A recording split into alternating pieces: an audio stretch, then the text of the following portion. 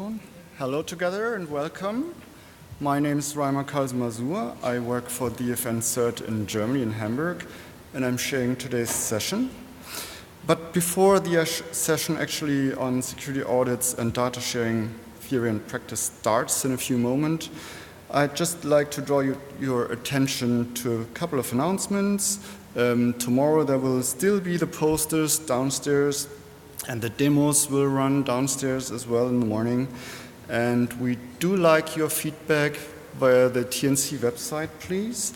And the buses for the gala dinner leave today from the pier side just down here from 7:15 on. Please don't forget your conference badge or your tickets.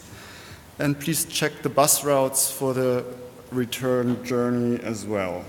Tomorrow's sessions start about half an hour later at 9:30, and there will be coffee and tea served from 9 o'clock in the morning before the sessions. And last but not least, you may have noticed there's a first floor just downstairs, and there's a presidential car museum, and we obviously have free entry to the museum, so we can go there for our leisure if we like, have a look at the cars. Anyway, maybe fun. Coming back to the topic of security audits and data sharing, I think it really helps if there are security audits, self-audits or peer audits for information security control in place when it comes to sharing data, especially. So, especially if the data contains sensitive information, flow information, medical information, anything that's shared. If there's a security audit policy in place, that's good. So, I think we've got three nice presentations. They fit well together. And we have Roland from Rysvik Dai from SurfNet, and he talks about development of a best practice on data sharing. Then we've got Alf Moons from SurfNet and Rolf Sture-Norman from Uninet. They talk about their NREN's different approaches of auditing of their constituency, security auditing. And last but not least, we have Cezary Mazurek from PSNC in Poznan, presenting about the preservation of medical data at scale. Now, please let me introduce you to Roland from Rysvik Dai. Roland works with SurfNet, where he leads R&D projects in the area of security and trust. So Roland, it's your stage now. Okay, thank you, Reimer. Good afternoon, everyone. Yes, my name is Roland from Rysvik Dai. Nobody here can pronounce the last bit, just call me Roland. If I'm not doing research and not working for SurfNet, I like to go scuba diving, and I've made it a point to include the scuba diving picture in each and every one of my presentations. And if you want to go to a nice Portuguese-speaking location for scuba diving, this is in Cabo Verde. So what I'm going to talk to you about today is an effort that we are busy with at SurfNet for that is about data sharing, and it's specifically about sharing data from operational networks, and in this case our network. I'm going to talk you through why we are doing this, why we are setting up this new policy, what the current state of the art is in terms of data sharing for research purposes. I'm going to give you a little bit of a background on ethics, and then outline what we are doing and where we are going with this, and point you to some resources that we have available online. So, why would you as an NREN share data with researchers?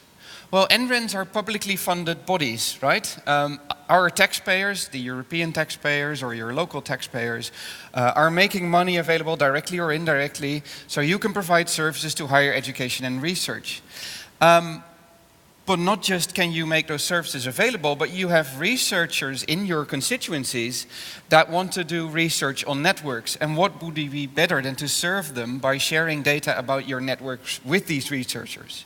And like many NRENs, SurfNet has had programs for years to do research on networks, because we want to be at the forefront of internet working, and that means that we have to be a little bit ahead of the crowd. And how do you get ahead of that crowd? It's to profit from what researchers in your constituency and in the networking world are doing.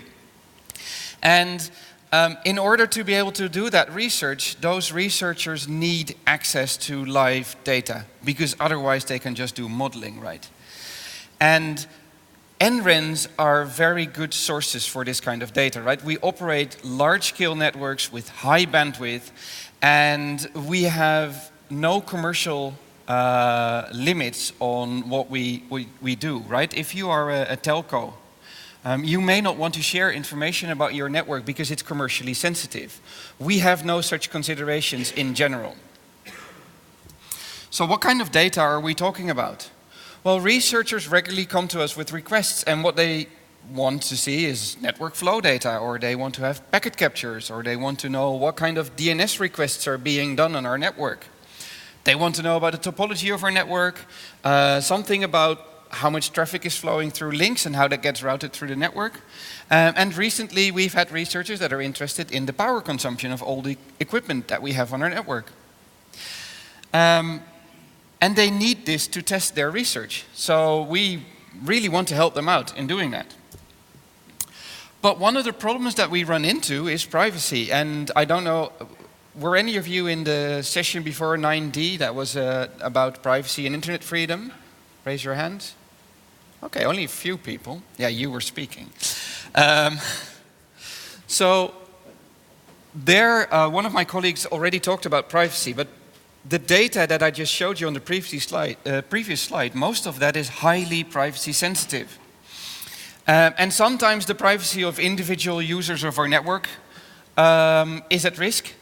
Right, if we talk, for instance, about packet captures or something like DNS data, that is really revealing about the behavior of the users on the network.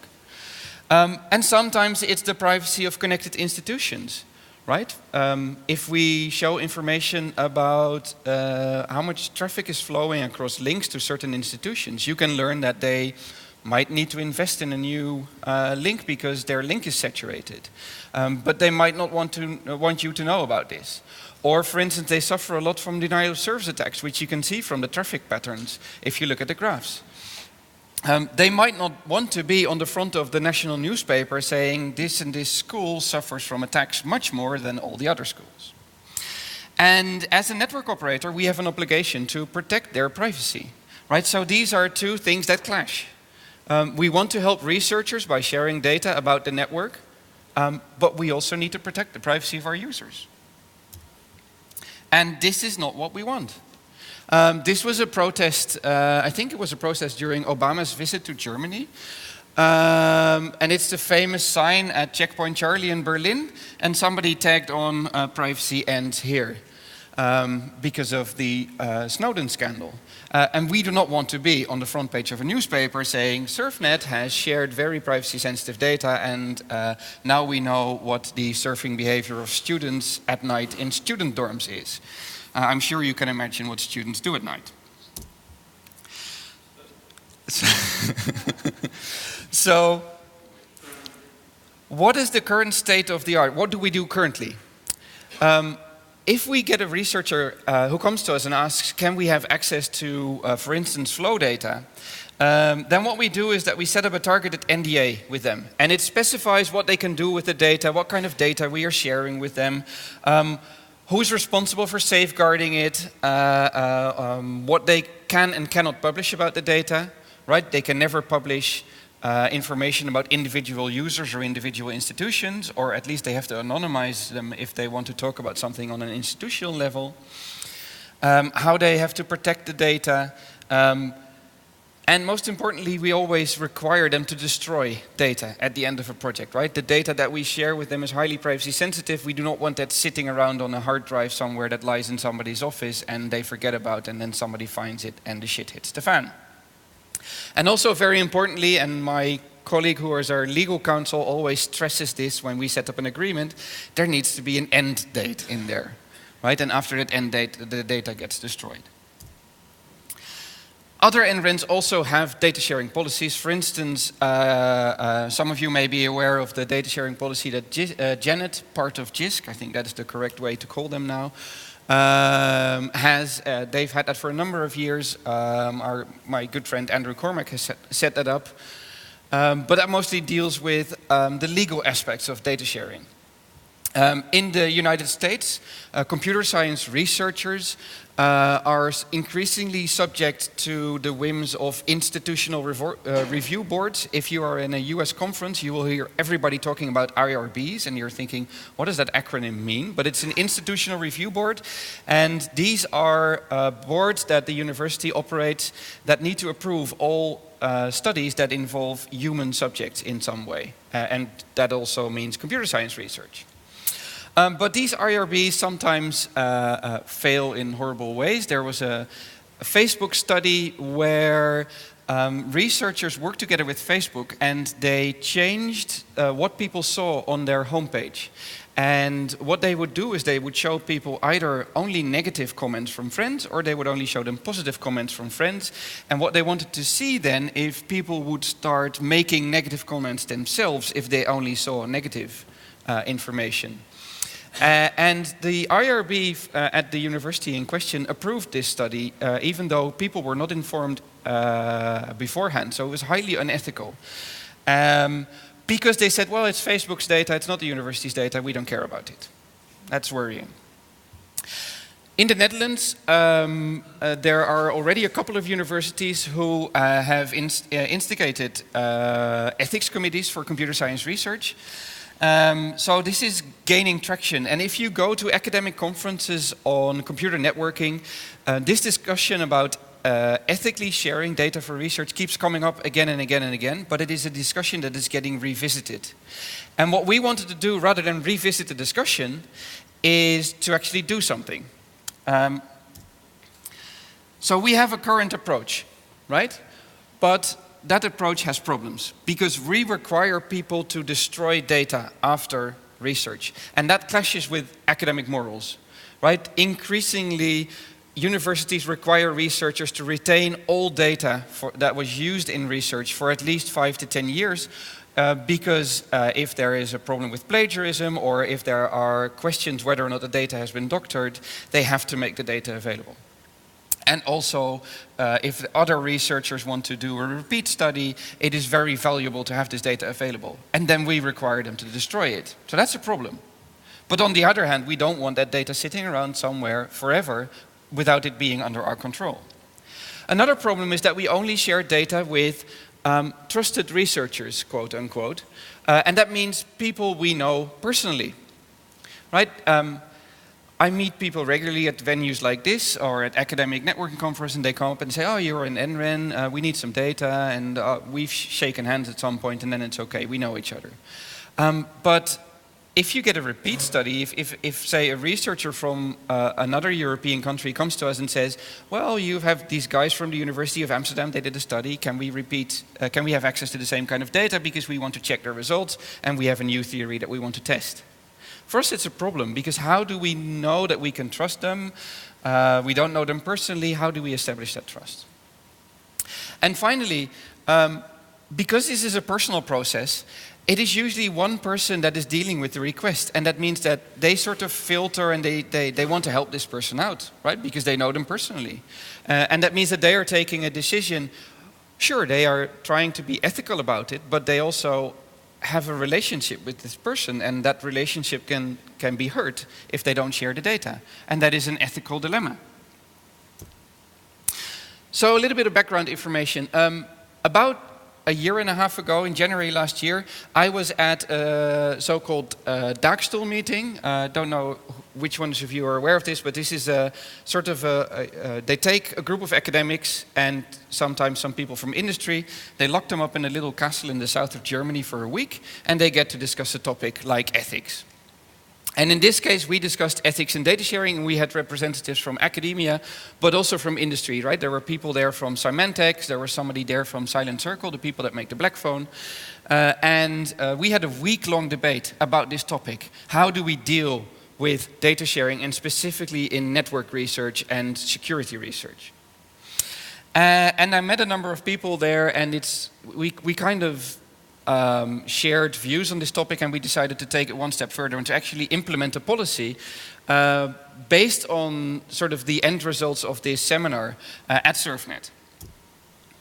So I'm going to very quickly do an ethics 101 for those of you who have never heard about ethics as a formal discipline, right? I'm sure you're all very ethical people. But who here has had ethics training of some sort? See, it's very few people. And that's interesting, right? If I ask the same question at SurfNet or any other NREN, it will be the same kind of result. And so what ethics is about good and bad, right and wrong, as you can imagine, right? It deals with core values, privacy, safety, fairness, transparency, good citizenship, sort of vague terms like that. And ethics it's related to law, and I'll show you a nice computer science diagram about that in a minute. But it's separate from it, and it's also separate from religion and etiquette, right? It's about universal values that ethicists think all humans share to a certain extent. So for the computer science people in the room, this is the relationship between ethics and law. So if you know UML, right, ethics is like a superclass, an abstract superclass of law. Law is an implementation of ethics, and that's the difference.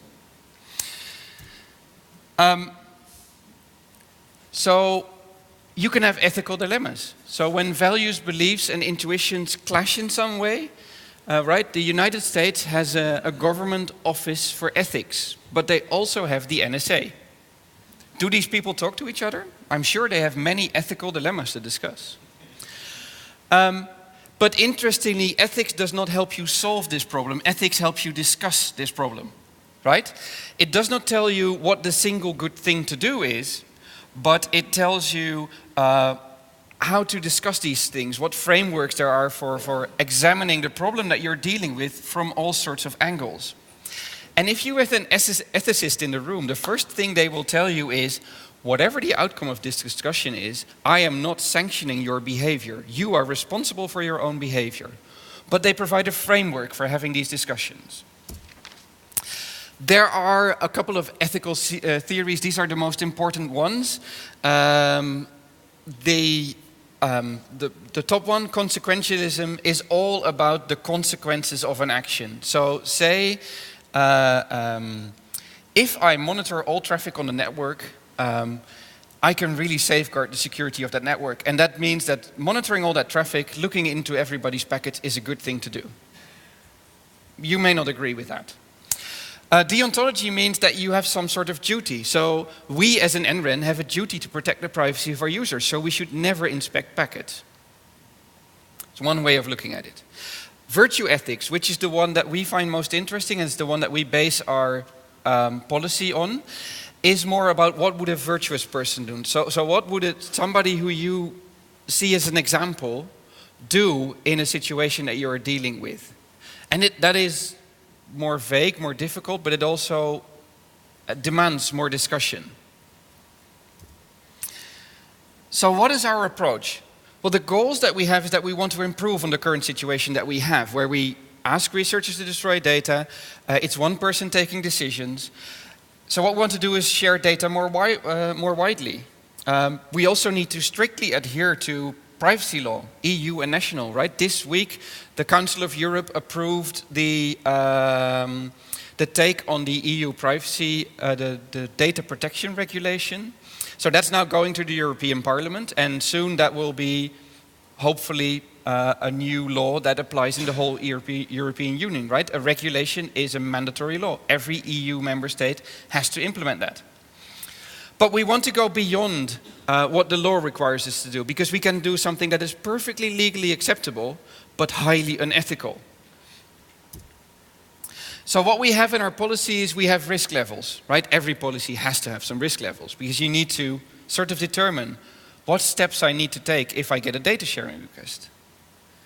And if we have what we call a high-risk data sharing request, where we look into really personal data, like flow data or packet captures, that involve personally identifiable information, and in the EU that mostly means if there's an IP address in there, it's in that category. Then we have a mandatory ethical review, and I'll tell you a little bit more about what that process looks like in the next couple of slides. But we also have medium and low level data sharing requests. So medium level is where the data can be anonymized to a certain extent, or users are pseudonymous.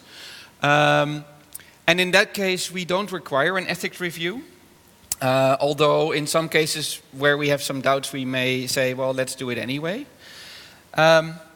But what is also interesting, if you look at the middle column of the table, is that we introduce an ethics self-assessment, and we require that for all data sharing requests, even the ones that are low risk, because we want researchers to incorporate this into their thinking. We want them to think about what the impact of their research is going to be. The ethics self-assessment is something that researchers should already be familiar with. It encourages researchers to think about the ethics of their project, and it's mostly research ethics, right? It's not impact on society at large. Will we have world peace after this really good research? So it's going to be short, 1 or 2 paragraphs. And increasingly you see that academic conferences and journals are requiring researchers to incorporate such a paragraph in their papers. For instance, the ACM has a code of ethics, IEEE have a code of ethics, and for conferences like security conferences or network measurement conferences, it is a requirement that you address the ethics of your research in a paper. So we're not asking researchers to do very much, right? They can write this for us, and then later on, when the research is done, they copy and paste it into their paper and they're done. So they have to do this anyway. But at least it makes them think about what they're going to do before they start looking into people's data. The ethics review is a little bit more formal. We are actually working on the process right now. So it's not yet fully specified, but it will be a formal process that will involve 3 people that have to judge whether or not we go through with the data sharing request. And that is the person who receives the data sharing request, because they have contact with the researcher doing the request. But they should also involve a SurfNet colleague outside of that project, who doesn't necessarily know the researcher, but who is familiar with the subject matter. And who's also had some sort of training in ethics. And we also want to involve an external subject matter expert. So we're trying to gather a group of people who know about networking and network research, but who do not work at SurfNet. So they have no ties with us. They're not necessarily involved in any of the processes, but they look at it with a fresh pair of eyes. And all this will be moderated by an external ethics advisor. They don't get a vote. They just moderate the process, but they have formal training in ethics. And we have a good relationship with an ethics advisor from one of our universities. We also try to teach ethics to our employees. We've had an internal seminar at SurfNet where we invited somebody who is a scholar in ethics, and specifically in the ethics of technology, to give a talk to all the SurfNet people. And we are probably going to have more comprehensive training to teach them more about how they have to deal with this ethics review process. But also, it's not all just about ethics. We have to comply with the law. And interestingly, Dutch privacy law has 2 provisions, and this more or less aligns with what the EU data protection regulation will have. You can process personally identifiable information as a network operator as part of ensuring that you have reliable and secure operations of your network, right? You need to sort of make sure that your network operates properly. And under that provision, you have access to data that is flowing across your network. And the other option is that you go for what is called the scientific research clause, which means that you say, well, this is important data that we need to do scientific research, and for that reason, we can look at personally identifiable information. What we do is we choose to extend the first option, so we're not going for the scientific research clause, and we have a very good reason for that. Under that clause, rather than handing over the data to the researcher and it then is their data and their responsibility, the data remains our responsibility. We remain the steward of the data. And that means that we can also make demands about how they store it, when it gets destroyed, how it gets curated, and gives us more control over the data as it is in the hands of the researcher. So what are going to be our next steps? Well, I'm telling you about this policy, but it hasn't been approved by management, though I'm sure we can get it through, because this is something that we believe in. We want to share data, but we also feel very strongly about privacy and doing this in an ethical way. So we need to formalize the ethics review process, and we need to start using our policy. And we already have a draft of the policy, which is up on the TNC website as one of the extra files that you can upload. At the end of the presentation, I'll quickly show you what it looks like. Finally, we are going to have a public repository of all the research results based on our data sets. Because we want people to be aware what was done with their data, so we want to be transparent, which is another perfect ethical value. Transparency is one of those core values. But also, it provides acknowledgement of the service that we provide to the research community. So it's good for us as well, because it showcases what we do. With that, I end the presentation. I would like to point out that you can download the draft policy on the tnc15 website. The URL is there. If we can briefly switch to the other PDF. Are they? Yeah. Ooh.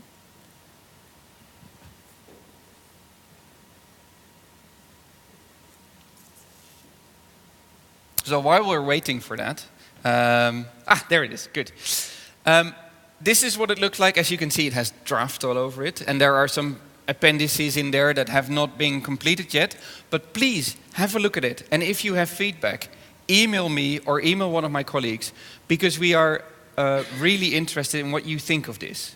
Right, and you can use it, it's Creative Commons, so if you decide that you want to start off with this and write your own policy, go ahead. It's completely Creative Commons, so do what you want with it.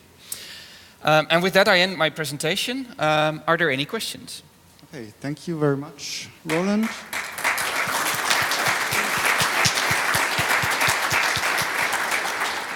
So, are there any questions from the floor? Anyone? Well, I would have one.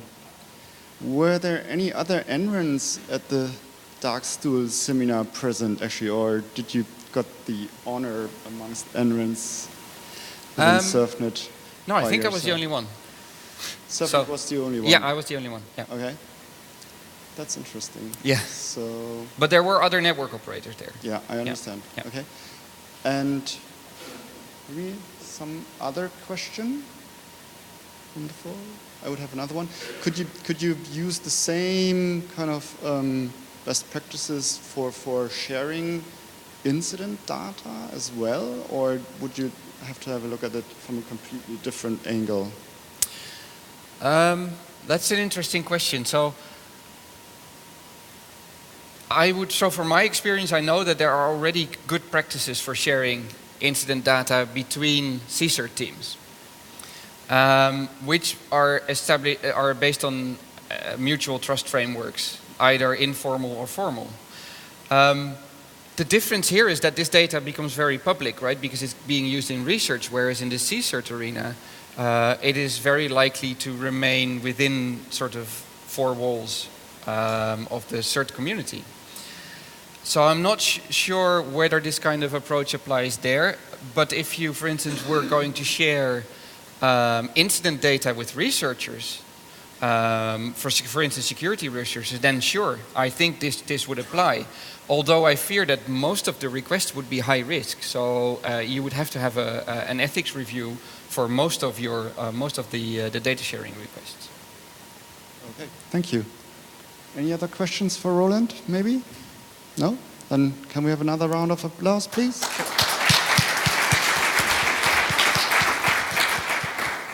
So now, our next presentation. Success. Let me introduce you to Alf Moons from SurfNet and Rolf Stewart-Norman from Uninet. Alf is the security officer at Surf and responsible for security at all Surf variations, I'd say, or subsidiaries. And Rolf is the leader of the Secretary for Information Security for the Higher Education imposed by the Ministry for Education, I'd say. So if that is hopefully correct, otherwise you need to introduce yourself again. So, Alf, thank you for being here. It's your turn now. Thank you, Reimar, for your introduction. Thank you all for joining us in this presentation. And we will be telling something to you, but we also have questions from you because we are looking for more NRENs who are doing more or less the same things. We will be talking about the control on information security and about the different approaches there are in Norway and in the Netherlands. We both NRENs, Uninet and SurfNet, are investing in improving information security for their constituents. Mostly it's aimed at the universities. There are very different approaches. Uninet has a clear assignment from the government, for the Norwegian government, and a specific funding from the Norwegian government to do it. SurfNet tends to coordinate these kind of things, tends to work this bottom up and use a community-driven approach to get this done. Both methods have proven to be successful. Both have their pros and their cons, and we're going to show you how these things works. Who are we? Well, as Reimar just said, I'm Corporate Security Officer at Surf. I'm also Vice Chair of the Dutch Platform for Informatiebeveiliging. That's the Dutch professional organization of information security professionals. And I'm sharing the SIG Information Security Management from JR. Rolf is also a member of that SIG and of the steering committee of that SIG. Rolf also is involved with user groups and with the expert group on legal and security matters for the Norwegian higher education. Just let's start with a small word on the SIG, on information security management. This is the charter of the SIG. Before you start reading this, let me just give you a summary. This is what we are going to do this year with that SIG. We want to make sure that we find as many people at other NRENs that are in the same position, that are a security officer for the NREN, and that we can get in touch. If something is the matter, that we can get in touch. It's not about incidents, because that works pretty good with the certs and the C-certs, but it's about security management to get in touch. We will be working on risk management. What risks are there for the NREN specific? We're working on standards and information security management. If you're not involved yet, please let me know, and I'll make sure you get hooked up. What we're going to start with is the Uninet approach, and Rolf will lead you through that part. Thank you. Is there any sound here now? No? I was told that it was now, it is gone. That's good. Yes, I think I'm very glad that Alf was inviting me to this speak because it's quite interesting to see how different approaches to making the institutions more secure in two different ways. Uninet, the Norwegian NREN, as most of you already know. If you want to know more about Uninet, go down to the booth, the Nordic booth, and you will find more of also Uninet there. We are owned by the ministry. So 100% of the stock share is owned by the ministry. And so of course, is the universities. The most of the universities is owned by the Ministry of Education. So we have the same father or mother, so to speak. And the Secretary of Information Security is placed at Uninet because the ministry said that we should have that in place. We should help the sector, I will come back to that, with raising the security level. We have 34 primary institutions. There is going to be some changes in that these days because there are reorganizing, putting smaller institutions together, so that number will be lower. But right now it's 34. And we have 10 to 15 other close institutions, private institutions or other institutions that we also help, that is also owned by the ministry. One of the things which is really important is that the ministry has forced the universities to have a security officer in place. So we have somebody to talk to when we are going around, and that is a really important point, I will say. And 32 institutions have been provided a basic security pack, that is the policies and the risk assessment, and all of them except 2 has been receiving that package. A little bit about timeline.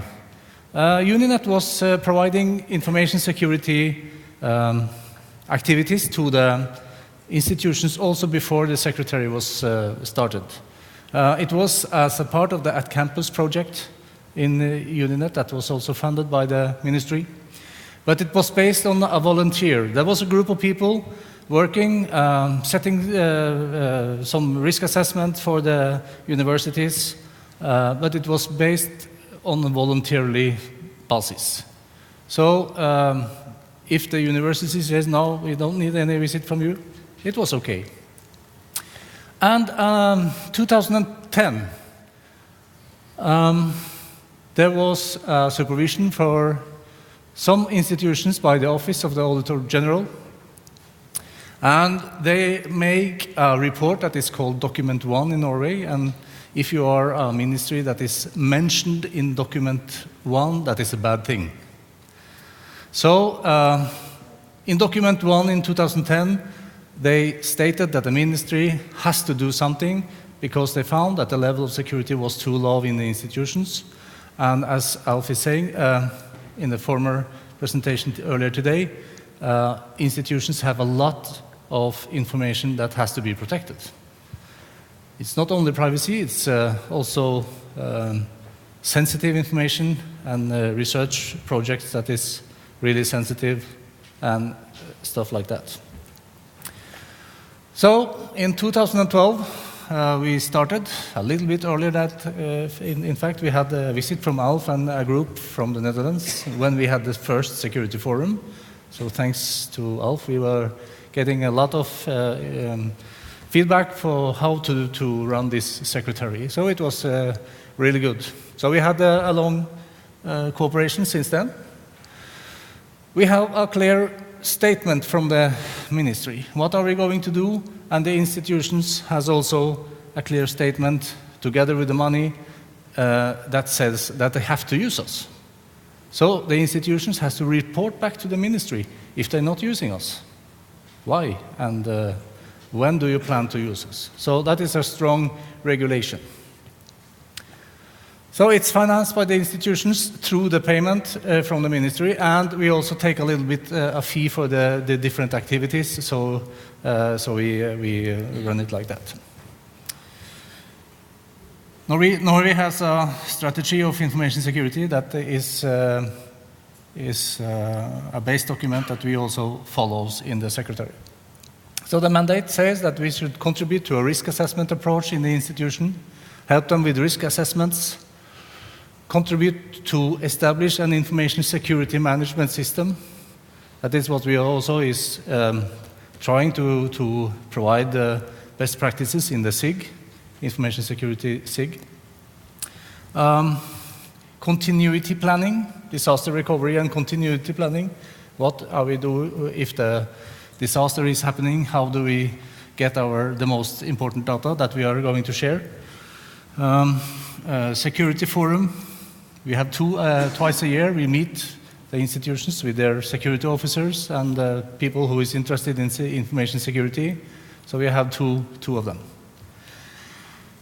We provide the security awareness program, security guidelines and best practice, and we are security advisors for both the sector and the ministry itself. We had a special project which I want to mention among all the other things we are doing. We actually get to provide a framework for information security management system that is aligned with the language to the institutions. So we are pointing out the same roles as they are in the institutions.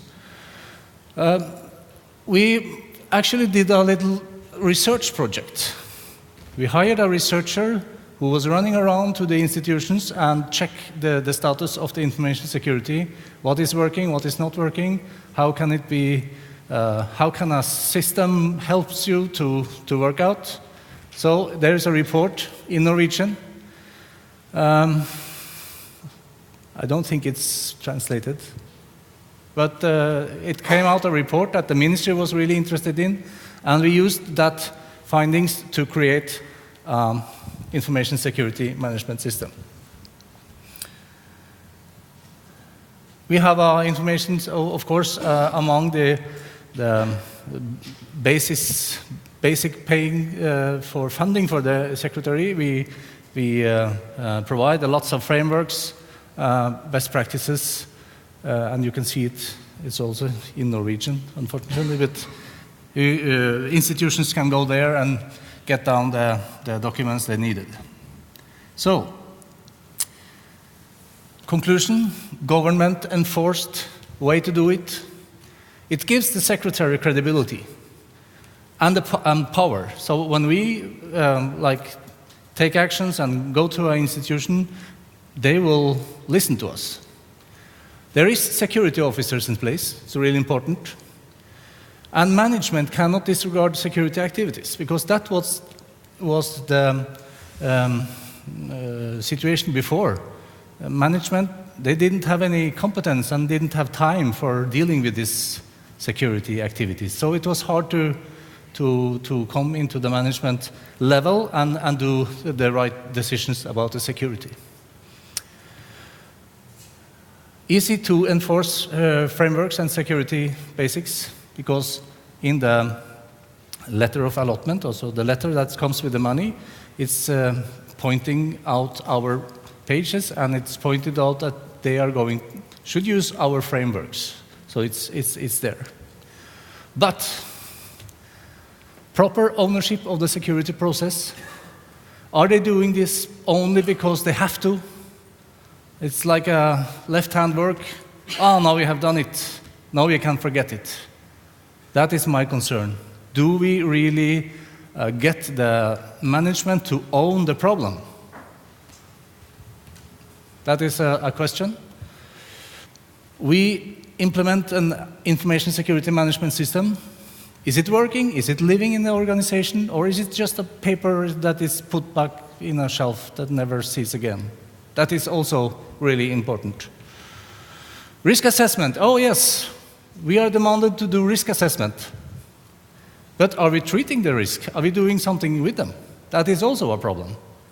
We have done risk assessment, they told us to do, check, put it in the shelf and forget it. And also it requires that the secretary is active. Even though it is said that they should use us, we must be on the track. And it's also important that we have drivers at the institutions, not only persons it's pointed on. You have the security officer's role. It's important that they are interested to raise the security. So that's what I'm going to tell you. Alf will continue. So that's the Norwegian approach, and we'll compare with the Dutch approach. In the Netherlands, we have 51 universities, 13 research and 37 universities of applied sciences. 40 of them have a security officer. It's quite a big number. Some are full-time, most part-time. We have a number of them that participated in our security benchmarks, 28 in total. And they all agree, even on board level, that we should have a common controlling framework that we can use for the auditing. We'll go into that a little more. With the institutions in the last 15 years, we've built up a framework of information security policies, guidelines, starter kits, and an architecture. We started in, I think, about 2002, when the first time the security officers, SOHO, then times called security officers in higher education, when they came together for the first time. It was a little early then, it were really the early adapters. But in 2007 we had a first benchmark comparing how the universities were doing. And from that benchmark on, we've built with the community together, we built a framework with the policies that I mentioned. The first benchmark in 2007 was followed up by what we now promote as a product, Surf Audit. And there have been two benchmarks after that, in 2011 and in 2013. And we are now starting the 2015 benchmark, where we also will be doing some peer reviewing. Peer reviewing, if you look at that, I'll come back to that a little later. Now, what do we have? What are we doing? We have a strong community that is working together, two strong community parts. One is on the policy level, that's the Skipper Surf IBO with more than 100 participants, security and privacy officers. We have SCIRT, that is the community of incident response teams of all universities with more than 200 participants. And we regularly arrange for seminars, trainings, work groups. A real good part of the incident response community, SCIRT, is that there is an early warning mailing list. If something is the matter, just during this conference I saw mails from the SCIRT mailing list. There was another advertisement infection on one of the often used, the highly used websites in the Netherlands, and we got warnings on that mailing list saying you should block this and this IP address because that's where the malware comes from then. One of the other things, as Rolf was mentioning, about risk assessments that universities in Norway had to do, also in the Netherlands, the risk assessment is not in the dictionary of the universities, not on information security risk assessments. So what we did last year, we did a cyber risk assessment for the whole sector. What are the most important risks on research, on education, and on systems management, on governance? You see a picture from the risk management report on the left. And we tend to repeat this kind of risk assessment every year. We'll do an update this year, and we do a complete rewrite next year, because that helps assessing where you should put your money. It helps discussions on board level. That helps making choices. So peer reviews, we are going to start with that, and there's one step up the ladder of benchmarking, of assessing where you are standing. We started with maturity assessments in 2007, and those are all self-assessments. That means that the organization itself, the security officer, is looking in his own organization and decides how he is doing. He gives himself, he scores himself. You can do self-assessment yourself, or if you don't have enough expertise in your organization, you can ask a peer or an external party to help you. The next step, and that we have been training now for about 30 to 35 security officers for doing peer audits. Peer audits means that two security officers go to another institution and look how they are doing. They are evaluating the self-assessment of that institution and making it more value, giving it more value. Of course, it's more work.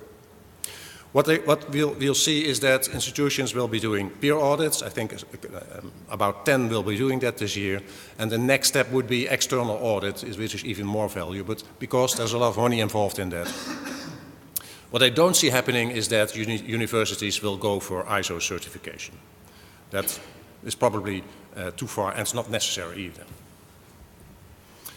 This is a picture of the results we have with the benchmarks. Here, 2 benchmarks of 2011 and 2013 are compared. And the benchmarks are based on ISO 27000, the information security standard. What we are doing in the Dutch approach, it takes a long time because we all talk to each other. We need to agree on how we do everything and then get to a common solution. So it takes some time, but we get there. And if you have an agreement, and that's quite different in the Netherlands for the complete education structure compared to Norway, if you have an agreement, that doesn't mean that everyone will do it. In the Netherlands, the universities are funded by the government. SURF is funded by the universities. But if the government wants something done by the universities and tells them you have to go to the left, most universities say, well, you tell me to go to the left? Nah, we go to the right, or we don't do anything. The only way to have something done is by putting money on the left. Then they'll go to the left. Until the money is finished, then they go back to the right.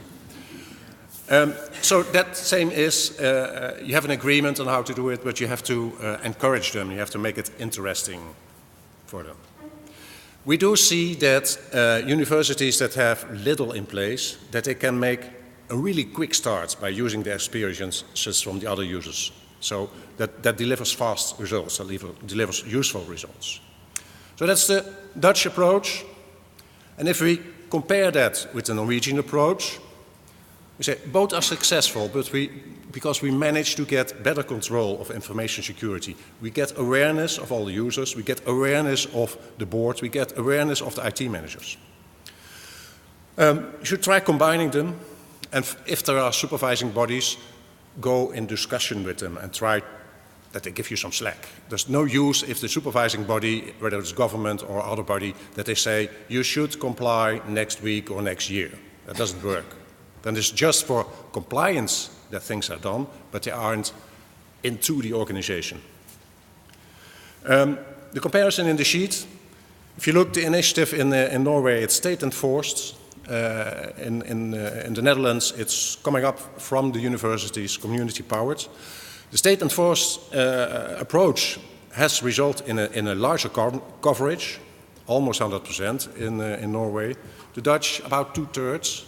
Some of the smaller universities, well, they have to choose where to put their money, they have to choose where to put their efforts, so they're lagging behind. Even some of the bigger ones, that's, well, reason for concern. Responsibility, Norway, Uninet is the one who's running it. In the Netherlands, the institutions are running it. Funding is indirect in the Netherlands. It's coming from the institutions, their own staff working on it. In Norway, it's from the state. We didn't start on the same time frame. And as Rolf already posed, is that it's the question who owns the problem. The one who owns the problem will make sure that the problem stays, will stay getting attention, will keep on the top of mind. And if it's enforced and you only have to comply and tick some boxes, then you need to question whether it's really owned by the institution. It should be owned by the institution to get results and to make sure you keep results. So that's the Dutch approach, the Norwegian approach. But we would like to hear from you in the audience if there are any NRENs who also are involved with information security, with encouraging information security, control over information security at their universities. Any of you who's working on that or plans to work on that? Okay, if you have any plans, you know where to go to get more information on that. Thank you very much.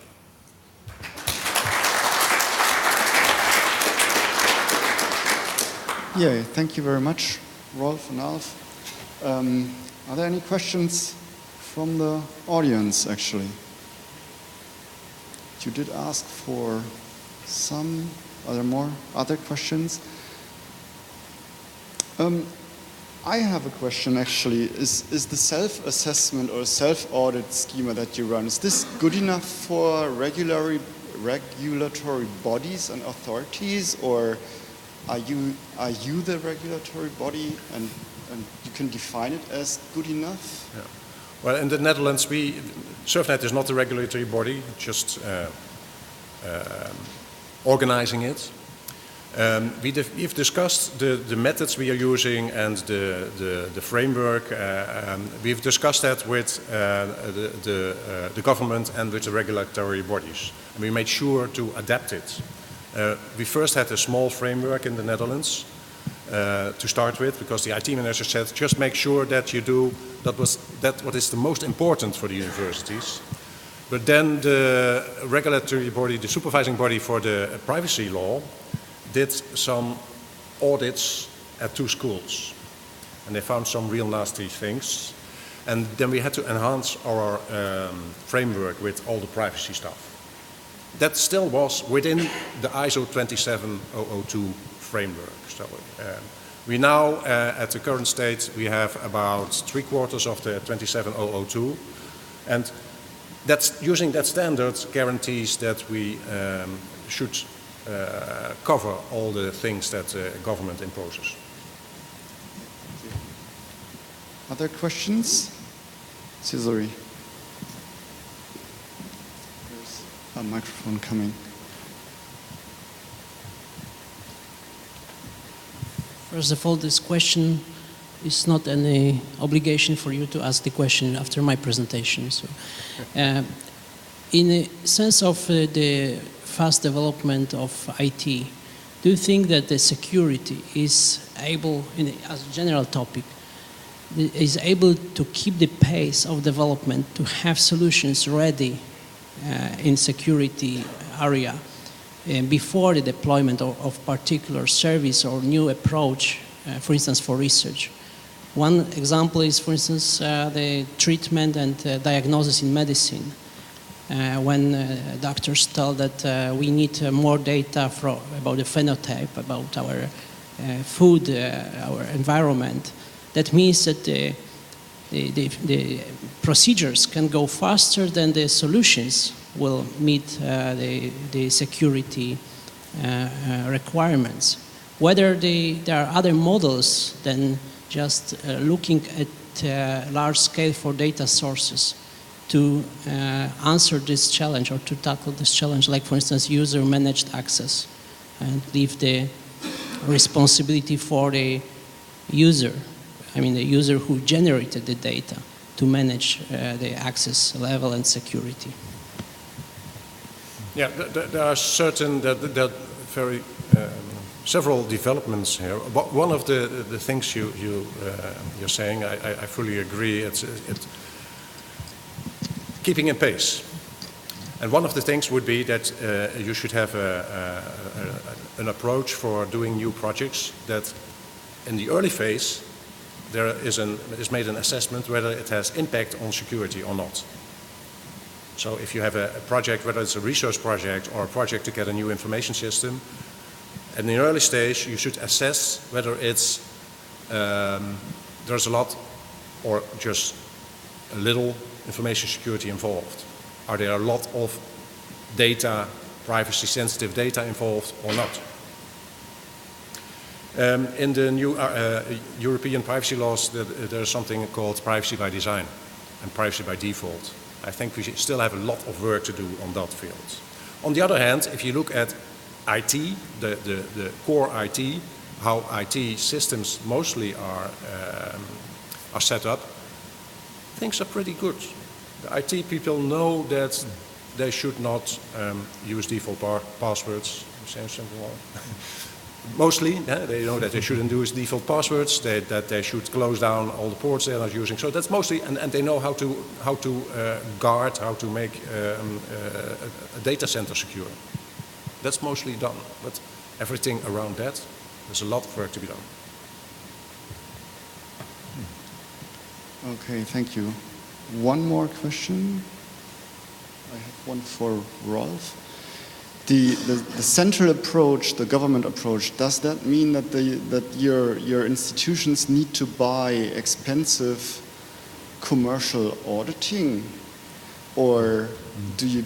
No, there is no demand from the government that they have to buy audit from external. Some do it because they are big and want to do it, but there is no demand. And there is no demand for, we also, the ministry said that we should follow the reference catalog to DFI, which is the Directory for Information Systems. And they stated that the ISO 27001 should be the standard they are building. But it's not mandatory that they should be certified, because if you're certified, then you have to buy certain kind of audits to keep your certificate. But that is not the case. So they use us, and we are cheap. Okay, super. Thank you very much. Another round of applause, maybe?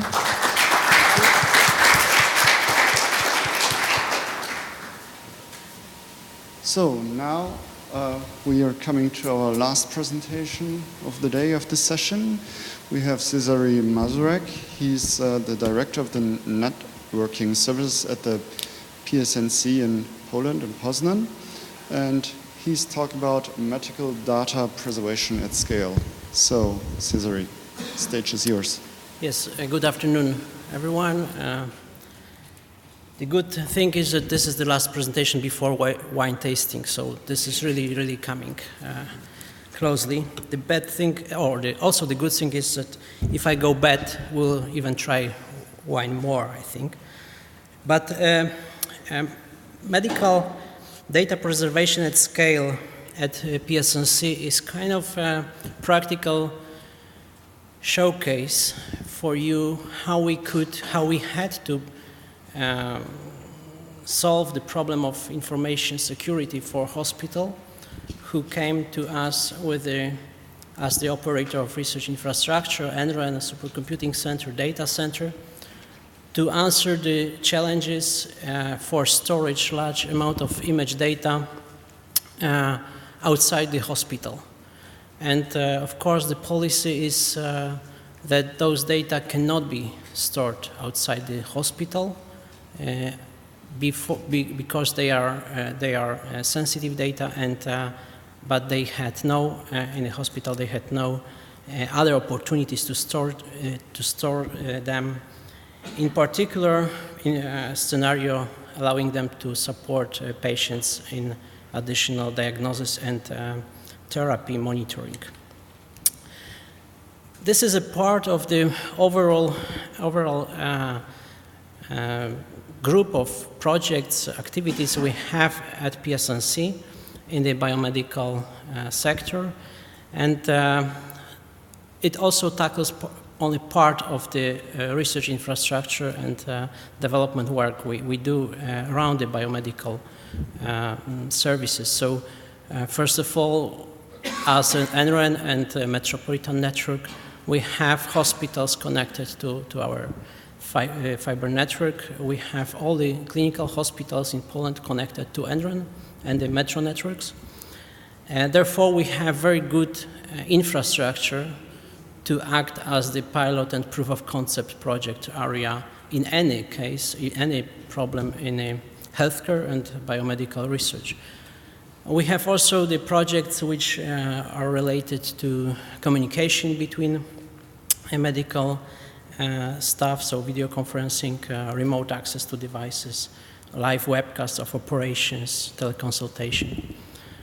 In that sense, in the part of ICT infrastructure, we also collaborate in global sense with the centers in India and US. Next to the infrastructure, we may look at the problems, a group of problems which comes around the medical data. And of course, This is the part when this presentation is located. So we have a Skype project, which is a European FP7 project, and other activities related to workflow processing and archiving, supporting the standards like DICOM, HL7, but also building some services also on this level to allow storage data like case registries of patients, or building the semantic networks and ontologies around this data. And of course the security is in general, but in this part, in this pillar, it is the most important part. Then as we have at PSNC about 300 people working on research and development. In my division, there's more than 65 people working in different areas of applications. Some of these groups are focused also on tools and applications. When we develop piloting or prototype solutions, or even ready to the market solutions for different sectors. And of course, biomedical sector is one of them. We develop some decision support systems together with Technical University in Poznań for trauma surgery, for ophthalmology. We have some bioinformatics pipelines for oncology and pulmonology. And the part which is also in this area is teleeducation, which fits also this part of the scenario I'm presenting today. And finally, we focus our group also on the patients. So the personalized medicine, the home rehabilitation, remote monitoring, supporting the elderly people, social inclusion, tackling the social inclusion is the group of applications, group of challenges we also work on at PSNC. So this is the whole map of our activity around the biomedical research. Some examples about the streaming. We have a platform for video conferencing. It was presented in many places, and it also allows to include in the video conferencing sessions the images, for instance, from medical stereoscopic devices in 3D. It's an open platform, currently in the process of preparing it to the deployment on the larger scale. And of course, there's also large activity around the live broadcasting. We had more like 15 sessions of live surgery from in the end area of medical treatment and operations. One of the projects which is also corresponding to SCAPE is Wielkopolska Center of Telemedicine, when we have integrated on the regional level the 21 hospitals connected to 5 university centers, which are higher reference centers, allowing them to ask over the network, of course, over the platform, about some consultation advices, and bring or get the access to educational resources. The kind of the system was actually focused on trauma, and the scenarios were also in terms of the decision support system.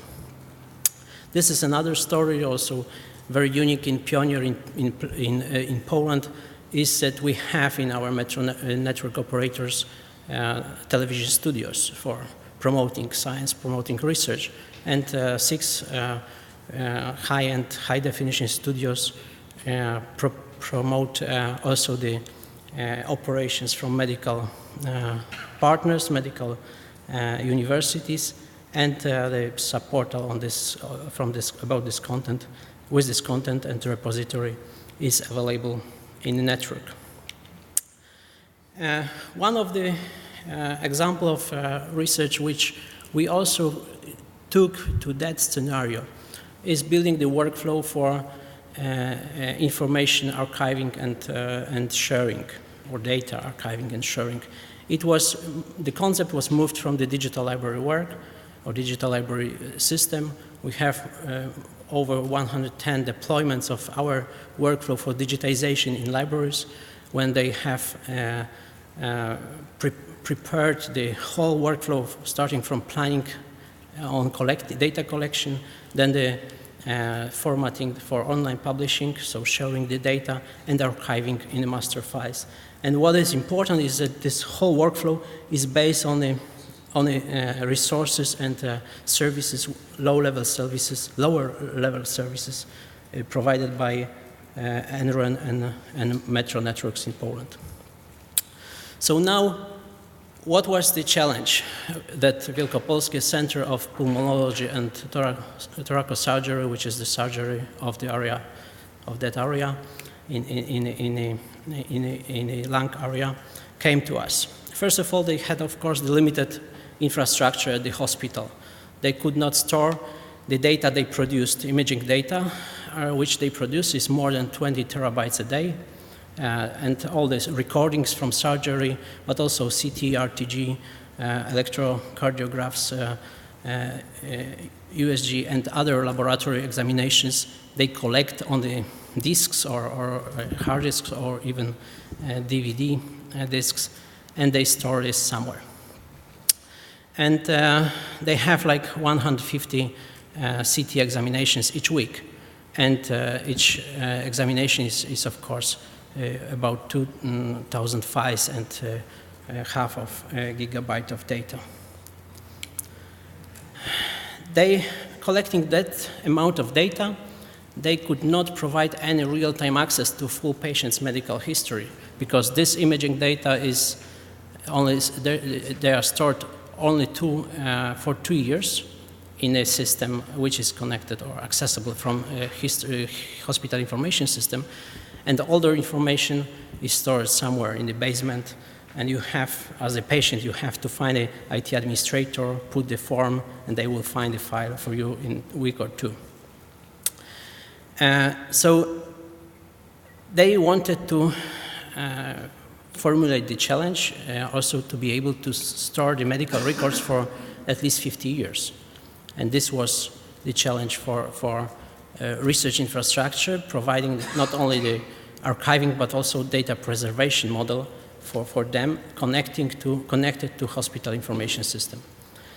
They had also the challenge on a strict policy related to sensitive personal data. That's what I've said. That data should not be stored in a sensitive format outside the hospital.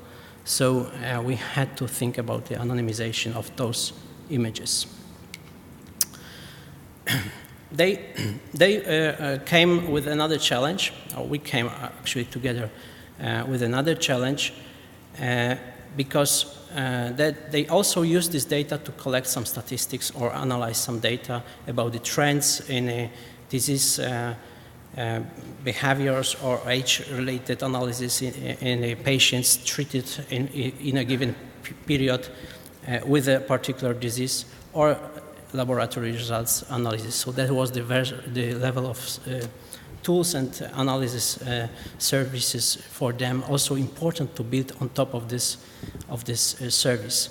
And finally, they wanted to access not only from the hospital information system individual files, but also look over the whole repository with the portal. So we came with a simple idea, 4 elements where we could propose them. The integration are shown on this image. And first of all, the integration with the hospital information system had to be based on the standards. So we used HL7 DICOM for images, and anonymization of DICOM information was the process, the driving process scenario. Then we came with cloud technologies for data preservation, and it was the service provided by Metro Network, by Pioneer, as the service which is the most suitable for storing research data, and also the most I would say open or flexible to build together individual solutions. So applications, tools, or individual requirements we could meet as the partner of this project. And we used the Hadoop, but it was actually brought together with the Escape environment. And for data processing, we also proposed the the Hadoop-based toolset, and large-scale processing of information from that dataset was put into the overall framework. And finally, the portal for accessing the content and educational scenarios for students and other doctors who want to improve their skills accessing this imaging data. So the implementation of that vision had to be based on implementation of two subsystems. One was the part which was installed in hospital, mainly for anonymization of data and personalization of them in terms of connecting to particular records in the hospital information system. And then the transfer service, which was implemented with the full encryption and data which were entering the service were already anonymized. And on the other side, in the NRAN, actually in the metro network at PSNC, we built a medical data center infrastructure which, based on the cloud service provided, could handle all the use cases which were defined by the hospital. So in general, it worked like on this picture. In general, this is not important what is written here, but this part is the hospital archiving system. This part is medical data center. The data are exchanged in both directions. They are ingested here and accessed from the system, the hospital information system as well.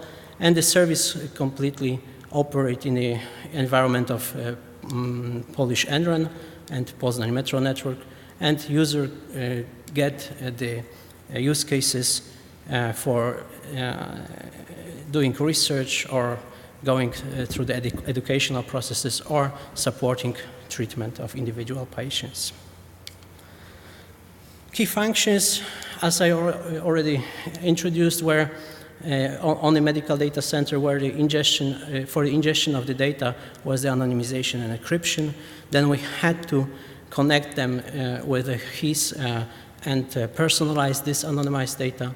Then we have had the service or function for online viewing and simple browsing and searching. And finally, for the data analysis, text processing and keeping the HL7 standard for metadata gathering. And we provided a set of 4 tools. For them, they are all available to download in GitHub, so it's open solution to use for anonymization or personalization or supporting the interface to Hadoop file system for processing and storage this information. And of course, the portal, which is used now by researchers in the hospital, and of course, on the background, cloud service as the tool which is operating at PSNC. The final result is that we provided anonymized DICOM for doctors, which is also encoded in a configuration file that we have presenting here. The information is about all the cases is available on the portal. Users can, doctors can also view the medical case details coming from hospital information system on the local computers in the same time. And then we have also that statistical or analysis part when all the cases are analyzed in terms of, for instance, treatment of patients of a particular age in particular time, or number of average time of visits for specified code of the disease. All the data, all the scenarios, all the analysis which were defined by the users and by the doctors were handled by us in the platform. In terms of management of information security, we had, of course, to consider all the policy-related regulations, and First of all, we assume that the examination results do not identify the person under examination. So, of course, this is not completely a clear statement, because everyone can be recognized with a TIS RTG or with particular disease, very unique disease. So this is kind of the issue which we still have to consider. However, Polish law allows to use medical data for research and education if they are anonymized.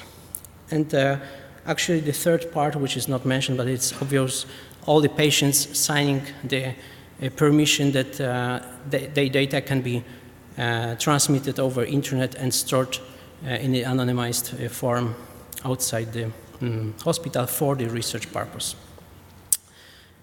We have, just to be a complement to this session, we have also some regulation in information security in Poland, and there's a law on protection of personal data, and especially the Office of Inspector General for Protection of Personal Data, who we have to inform whenever we have a registry for personal data stored on our resources. And we have also norm for the management of information security, and EU directive on protection was met in that sense. So what are the conclusions from that project? First of all, the SCAPE project was the FP7 project, which was focused on the scalable environments for massive data processing, and we applied in the second turn or second call, which European Commission announced for Central and Eastern European countries, allowing us to join the project and propose new scenarios for already ongoing projects. So we entered the project led by Austrian colleagues and got some reference infrastructure over which we put this scenario with a Center for Pulmonology and Thoracosurgery. And we were, of course, able to facilitate the storage of data, as I presented. And we used the encoding schema for making data transfer secure and storing it in the service, well-defined service in the cloud. The access was by search, the browse interface, and there was the processing technology provided by SCAPE project as the architecture based on the Hadoop. We had to focus very carefully on the issue of sensitive personal data, and that's why we put the anonymization and de-anonymization techniques, because hospital wanted to connect the patient history in hospital information system with the individual images which were anonymized. So we had to build this function, what we call de-anonymization. And of course, the problem for the hospital was that, as we identified, it was that they had sensitive data which were not appropriately preserved in their former system. So the hospital, and we collaborated, came to us, and we actually identified that this is not only the Pioneer Cloud service which is enough for that kind of project. We have to talk about more proof of concept-like solution to provide them with the service which they need, because the preservation of sensitive personal data is not, as we may imagine, what we could implement. We work closely on the future scenarios with them, because, and not only with them, but this work will continue, or we will focus on developing more advanced services, focus on the diagnosis and therapy support, especially monitoring therapy, based on collecting data for different sources which are also proposed by the general practitioners or specialists in the time of therapy. So any kind of information, especially in the cancer, lung cancer, which might help to identify or stratify patients in this data collection, can be connected to our resources, and then data analysis workflows actually proposed by the doctors have to be very quickly implemented on top of this data set, and then prove prove the theory or the therapy idea, or show that this is not the right direction, and then the next process is coming, and next process the specialists are defining new ideas for therapy or diagnosis. This is, of course, very close to the personalized medicine approach, and this is, I think, very big challenge for us as NRENs, as the infrastructure providers, to be able to provide infrastructure for such kind of, I would say, agile approach to medicine, which we observe will emerge in very, very future. Thank you very much.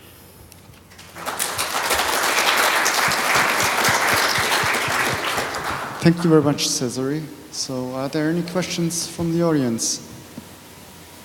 No questions? Oh, there. Microphone is coming.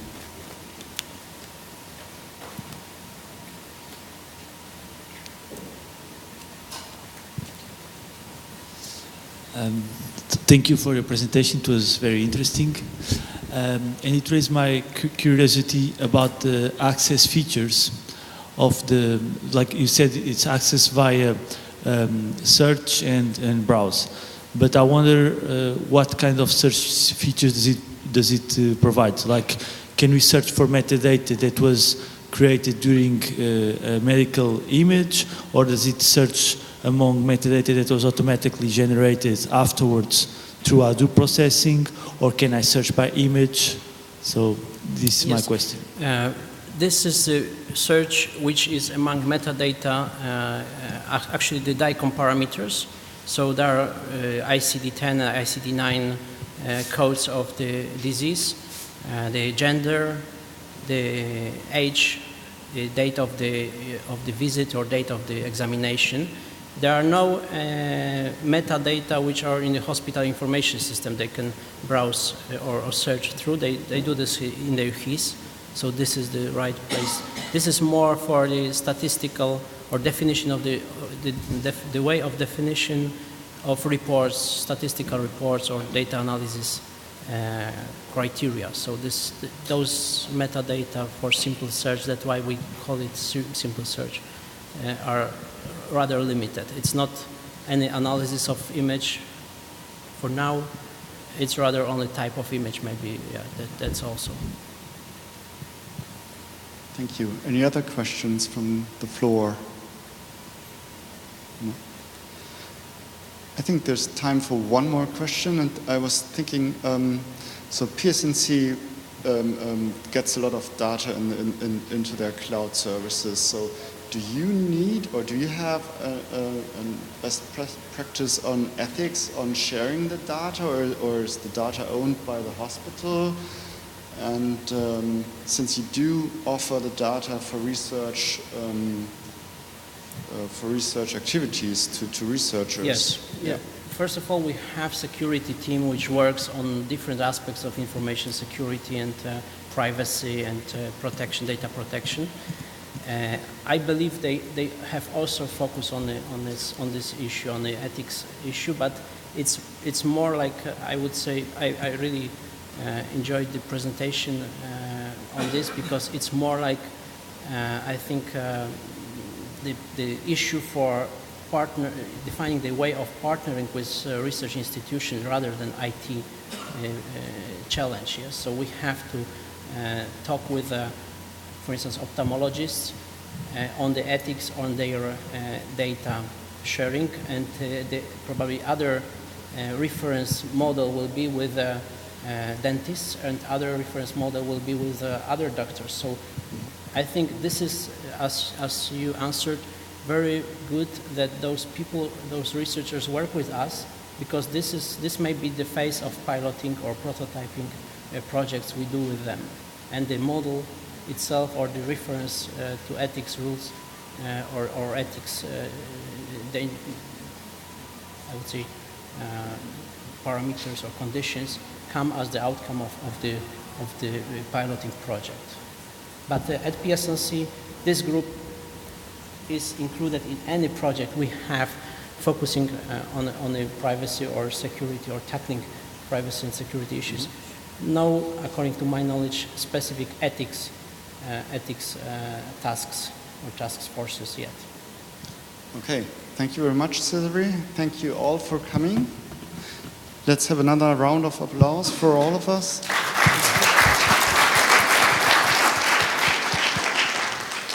So just to close the session, just a reminder, the buses for the gala dinner leave at 7:15. Don't forget your conference badge. And yeah, I think the start tomorrow is at 9:30 with the sessions, coffee from 9 o'clock, coffee and tea. So thank you very much for coming, and have a good evening at the gala dinner, I think so. Thank you.